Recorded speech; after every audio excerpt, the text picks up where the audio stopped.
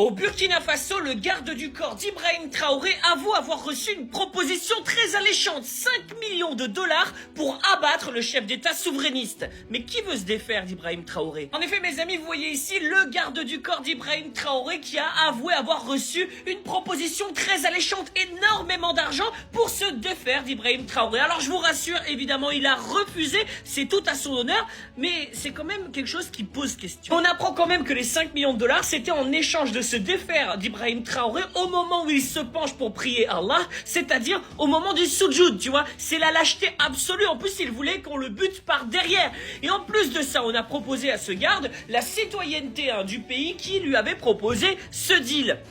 Bizarre. Quand on sait qu'il y a quelques semaines, Michael Langley, le chef de l'Africom, c'est-à-dire l'officier en chef des États-Unis d'Amérique en Afrique, a dit des choses mais dégueulasses sur le Burkina Faso, en menaçant très largement, ouvertement le Burkina Faso, t'as envie de te dire, c'est quand même bizarre que tout cela arrive au même moment. D'autant plus que Ibrahim Traoré prend la menace très au sérieux. Il a fait une conférence de presse pour parler de ça, de la menace des États-Unis, et il a fini avec cette phrase magnifique: soit nous nous battons pour notre pays, soit nous resterons des esclaves pour toujours. Vraiment, ça ressemble à du Thomas Sankara. Et cette semaine, à Ouagadougou et dans plein d'autres villes du pays, vous avez eu des milliers de personnes qui se sont regroupées, vous voyez ici les images, en soutien à Ibrahim Traoré et contre les initiatives offensives et offensantes des États-Unis. Le peuple burkinabé est très largement derrière Ibrahim Traoré. Et sans transition, nous aussi, on est du côté du souverainisme. Alors